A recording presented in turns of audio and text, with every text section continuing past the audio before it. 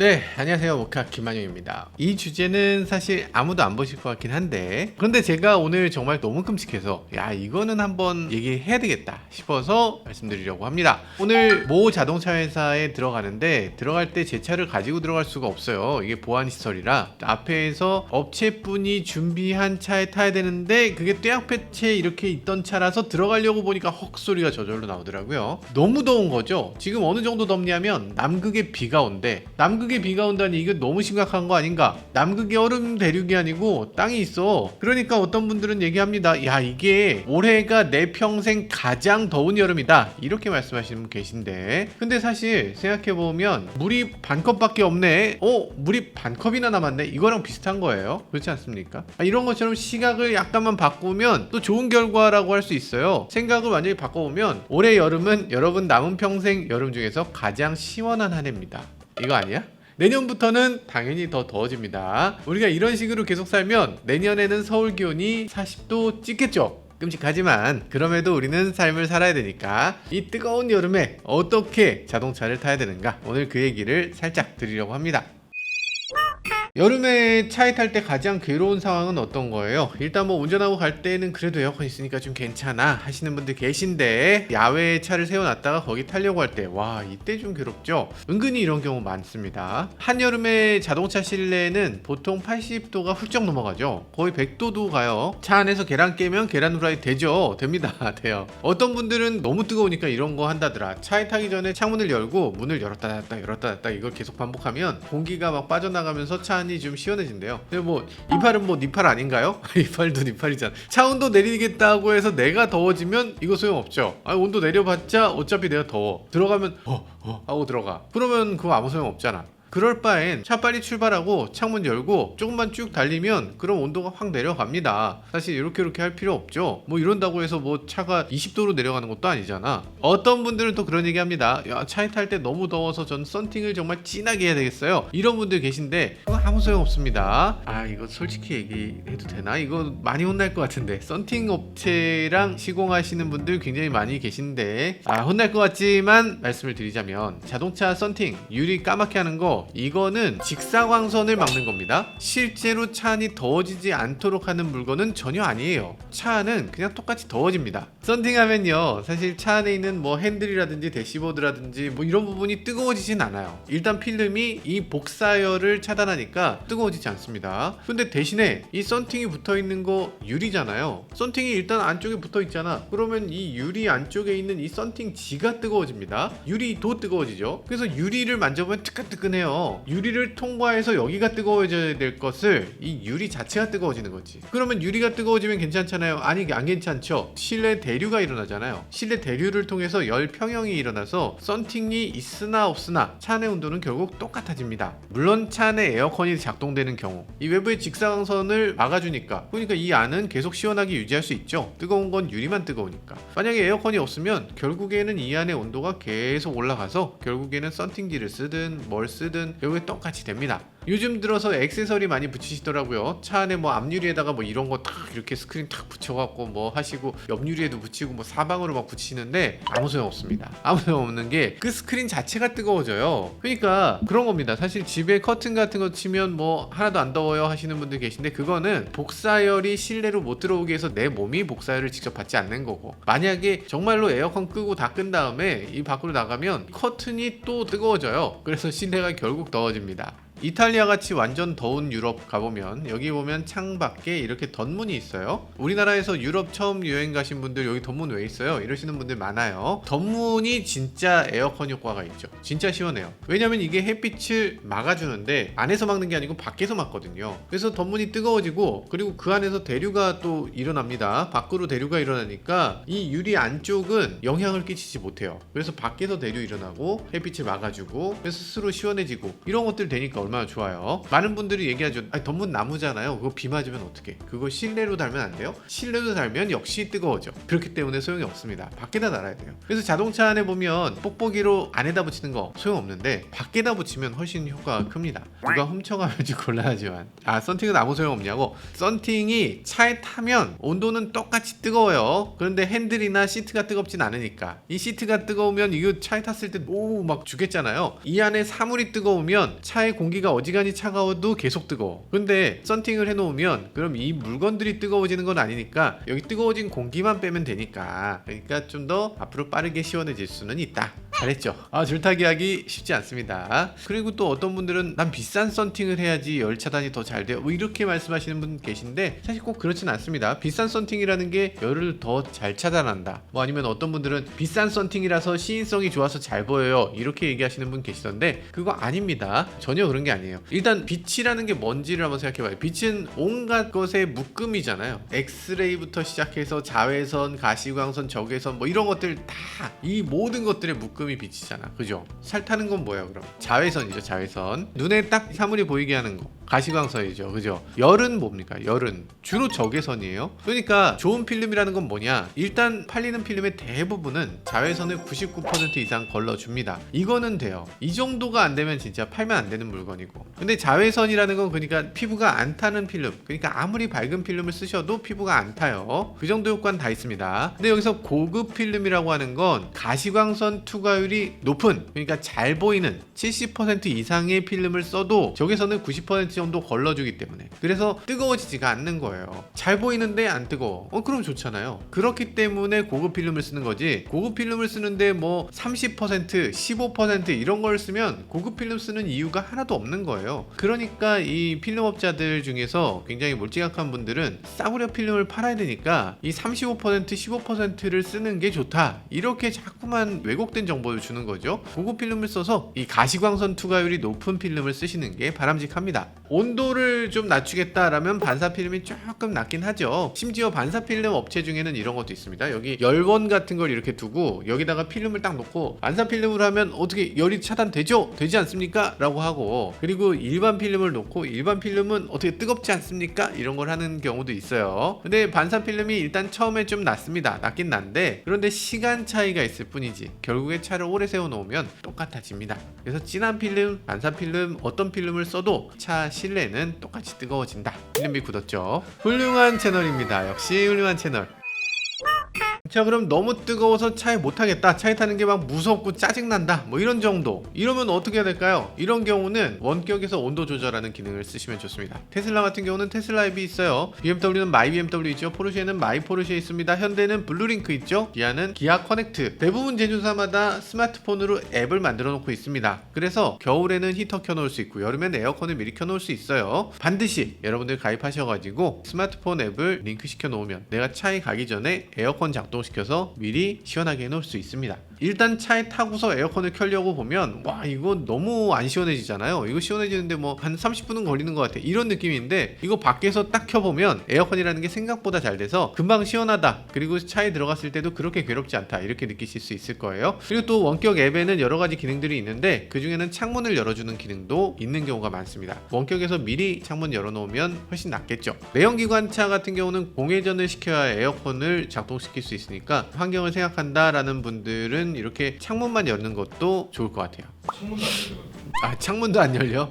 창문 안 열리는 차들 진짜 이 앱을 만드실 때 창문 정도는 좀 열리게 해줘야 되지 않나, 이런 생각이 들어요. 통풍 시트 기능은 도대체 왜 있는지 모르겠고요. 통풍 시트 원격에서 키면은 시원해지나? 통풍 시트 기능에는 함정이 있어요. 이 통풍 시트라는 건 차 안을 더 시원하게 만드느냐? 아니죠. 차 안을 더 덥게 만듭니다. 왜냐하면 이 통풍 시트라는 건 여기 등을 차갑게 하잖아요. 사실 현대가 말하는 통풍 시트는 대부분 통풍 시트가 아니고 냉각 시트예요. 이 등이 차가워지는데 그거 차가워지려면 어떻게 합니까? 반대편으로는 열을 보내는 거예요. 등은 차갑게 하고. 그러니까 반대편으로 열이 나가니까 그만큼 차 온도는 높아져요. 통풍 시트랑 에어컨을 원격에서 같이 작동시키면 그러면 통풍 시트는 열을 올리는 역할을 합니다. 만약에 정말로 통풍 시트가 정말 열을 100%의 효율로 차가운 것과 뜨거운 것을 똑같이 이렇게 나눠주면 이러면은 열이 딱 플러스 마이너스 제로 되잖아요. 그런데 이 모든 기관들은 효율이 100%가 아니기 때문에 통풍 시트는 차가워지는 것보다 열이 더 나오죠. 그러니까 통풍 시트 작동 안 시키는 게 차 안의 온도를 빨리 낮출 수 있는 방법이죠.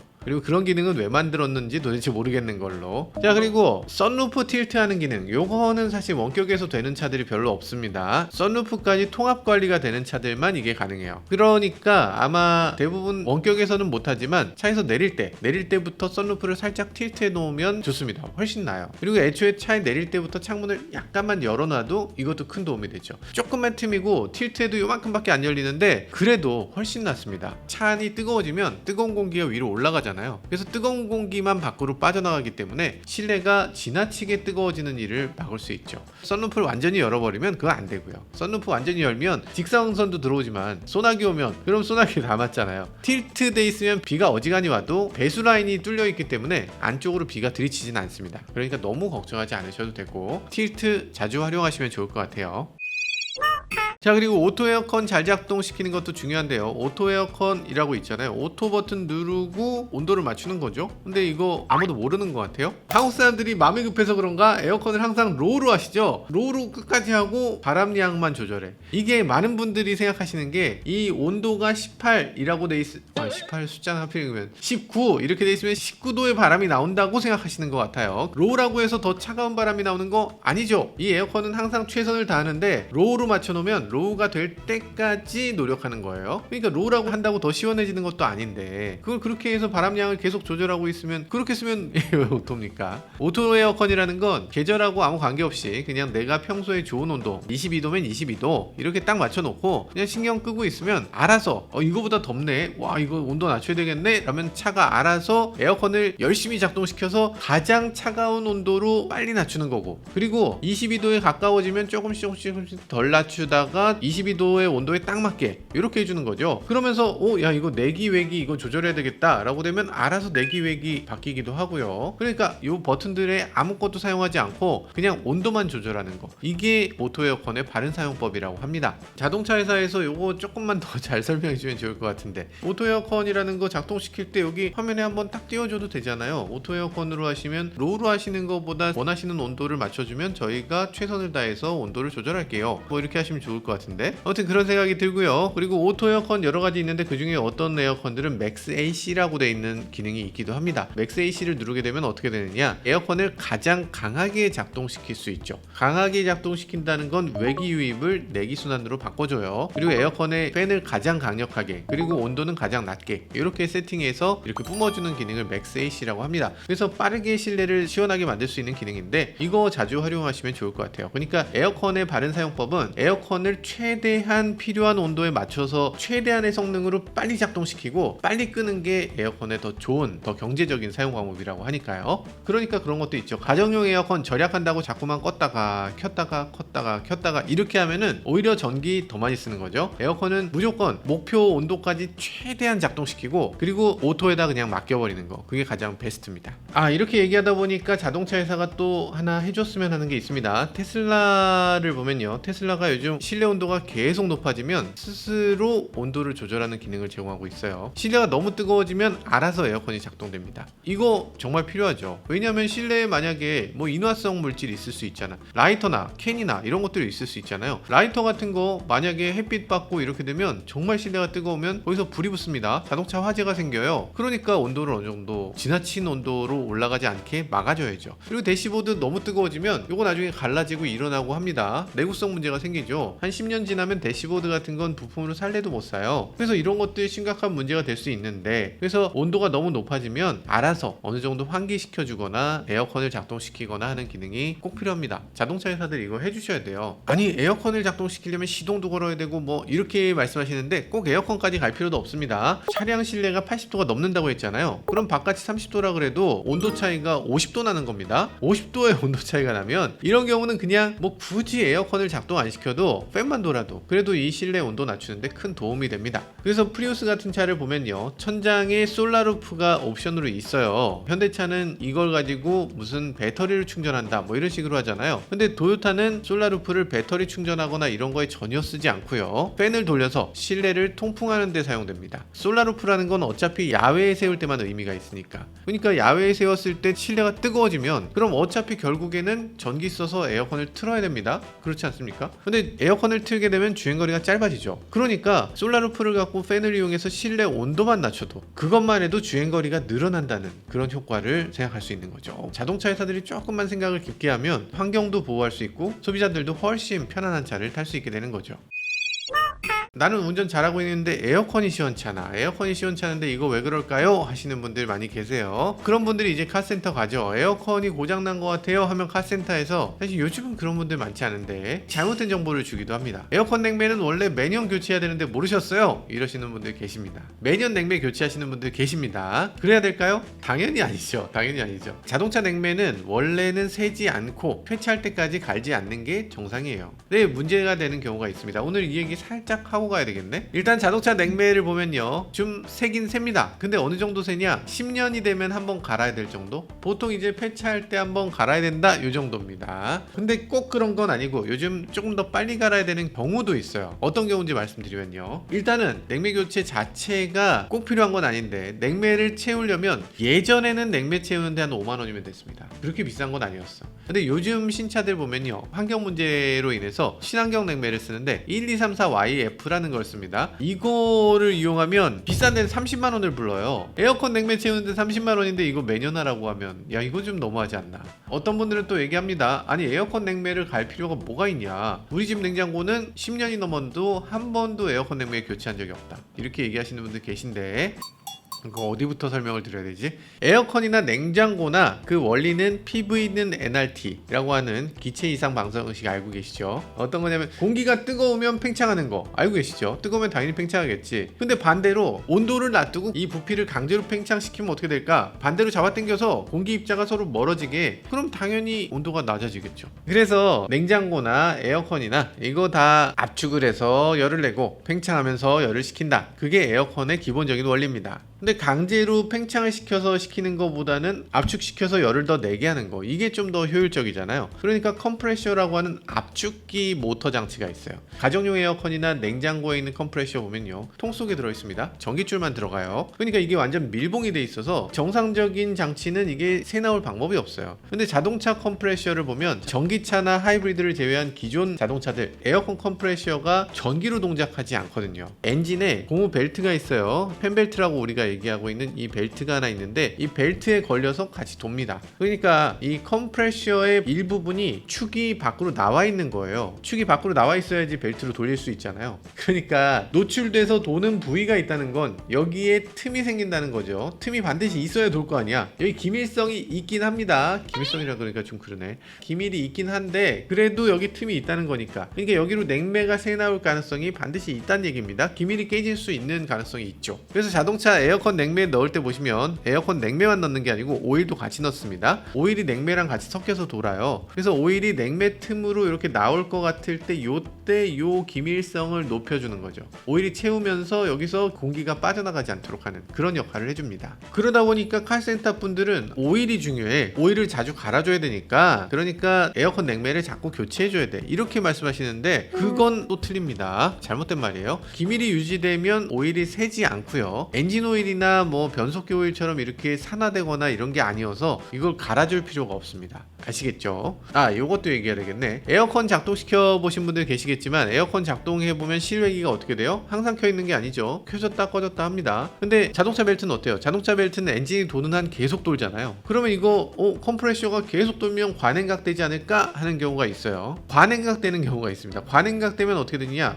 되게 시원하겠네 라고 생각할 텐데 아니고요. 관행각이 되면 얼음이 얼어서 이 냉매가 제대로 돌지 못합니다. 그래서 더워요. 관행각 되면 더워. 그래서 밖에서 오면 그러면 에어컨 파이프에 얼음이 막 이렇게 얼어요. 그렇게 얼어서 에어컨이 작동되지 않게 되는 거죠. 그래서 과냉각되지 않도록 어떻게 되어 있냐면 에어컨 컴프레셔 이 도는 이 부분에 전자석 클러치가 있습니다. 그래서 이 전자석이 작동되면 이 컴프레셔가 철컥 소리를 내면서 붙어요. 담배 피시거나 이런 분들 자동차 밖에서 시동 걸어놓고 이렇게 있으면 치크덕 소리 나면서 윙 하는 소리 들어보셨을 거예요. 그 윙 소리 내는 건 팬이고요. 철크덕 하는 게 에어컨 컴프레셔 클러치입니다. 전자석 클러치. 그래서 에어컨이 작동될 때는 반드시 이 컨덴서라고 하는 이 밖에 있는 라디에이터에 여기 팬이 계속 작동되도록 기본적으로 그렇게 만들어져 있어요. 그래서 충분히 냉각돼서 컴프레셔가 돌 필요가 없다. 이런 클러치가 떨어져서 그냥 이 벨트가 헛돌게 되죠. 전자석이 고장나서 에어컨이 안 돌게 되면 그러면 에어컨이 계속 뜨겁겠죠. 근데 에어컨이 잘 도는 상황이면 고속도로 같은 데 달리면 얼음이 얼어서 에어컨이 나오지 않게 됩니다. 내 차는 에어컨이 제대로 작동이 안 돼요. 에어컨 가스가 없대요. 그러면 이 카센터 사기인가요? 이렇게 얘기하시는 분들 계실 텐데 그건 아닙니다. 에어컨 가스를 보충해야 되는 경우가 있어요. 만약에 이걸 보충해야 되는 경우는 가스가 어디선가는 새 나온 거죠. 근데 카센터 보면 어떤 분들은 그걸 굳이 고치지 않고 그냥 가스만 넣으시는 분들 계세요. 왜냐면 그렇게 하는 게 훨씬 쉽거든. 당장 효과도 나오고. 근데 밑빠진 독에 물 붓기라고 하죠. 어디선가 새 나오는데 거기다 가스만 넣으면 한 달 안에 또 문제가 생깁니다. 그래서 이걸 밑빠진 독에 메꾸는 것부터 해야 이게 물을 붓는 의미가 있겠죠. 그래서 요즘은 여러 가지 방법이 있습니다. 형광물질을 이용해서 어디서 새는지 확인하는 방법, 그리고 진공을 걸어서 확인하는 방법도 있습니다. 요거 조금 쉽진 않은 것 같아요. 어쨌든 명확하게 확인을 하고 잘 고치고 그러고 나서 작업을 하셔야 됩니다. 그리고 요즘은 예외적으로 에어컨에 가스가 셀 수밖에 없는 운전 습관을 갖고 계신 분도 계십니다. 어떤 거냐면 여름철에는 에어컨 잘 작동시키죠. 여름철에 에어컨 작동 안 시키는 사람 없어요. 근데 남은 3계절, 아니 가을철에 난 에어컨 필요 없으니까 에어컨 작동 안 시켜, 이런 분들 계시죠. 겨울에 무슨 에어컨을 작동시키냐, 이런 분도 계세요. 그러니까 가을부터 다음 봄까지 에어컨을 전혀 작동 안 시키는 분들이 계십니다. 근데 겨울에 에어컨을 정말로 한 번도 안 쓰면 에어컨 냉매가 조금씩 새 나갑니다. 모르셨죠? 그게 그럴 만한 게 아까 이 컴프레셔가 밖으로 도는 부위가 있다고 했잖아요. 엔진 힘을 이용해서 컴프레셔를 돌리니까 거기 도는 부위가 생기는데 그 부분을 오일이 메꿔준다고 했잖아요. 에어컨을 작동을 안 시키면 오일이 점점점 내려와서 여기가 말라버려요. 그럼 거기로 점점점 가스가 새 나오게 됩니다. 그러니까 이게 새 나오지 않게 하려면 겨울철에도 에어컨을 한 번씩 작동시켜 줘야 돼요. 겨울철에 에어컨은 작동됩니다. 오토 에어컨이라면 오토 버튼을 누르고 있으면 겨울철에 알아서 에어컨을 한 번씩 작동시켜요. 겨울철에 에어컨을 작동시켜야 되는 상황, 어떤 상황이냐, 차 운전하고 있다가 비 내리거나 이러면 차 앞유리에 김이 서리죠. 그런 경우에 많은 분들이 히터를 열심히 트시죠. 히터 틀어도 소용없죠. 이거 왜 소용없어요? 김은 습하니까 서리는 건데 히터를 켜면 여기 눅눅해져 있는 부분이 더 증발되면서 차 안이 더 습해집니다. 그러니까 히터만 켜서는 안 되고 히터하고 에어컨을 동시에 작동시켜야 돼요. 뜨거운 에어컨을 틀어야 되는 거지. 여기 AC 버튼 있죠. 요걸 누르고 히터를 작동시키면 됩니다. 그럼 겨울비가 내리거나 어떤 경우나 차 안을 뽀송뽀송하고 따뜻하게 만들 수 있는 거죠. 아, 오토 에어컨 옵션이 그래서 비싼 거라고? 오토 에어컨 그 비싼 옵션인데 그거 장착하셨으면 겨울철에 잘 사용하시기 바라겠습니다. 아끼지 말고 오토 버튼 꾹꾹 눌러주세요. 그럼 여러 가지로 도움이 되실 거예요. 그리고 원격에서 차에 접속할 수 있는 커넥티비티 서비스, 이것도 앱 꼭 까셔서 제대로 활용하시면 좋겠습니다. 그리고 이거 아무리 좋은 정보, 차를 탈 때 어떻게 타세요 이런 거 아무리 말씀드려도 진짜 여름이 더워지면 뭐 어쩔 수가 없죠. 여름이 더 더워지지 않도록 다 함께 열심히 노력해 보자고요. 아, 쓸데없는 얘기였지만 도움이 좀 되셨으면 좋겠습니다. 지금까지 저는 모카 김한용이었습니다. 감사합니다.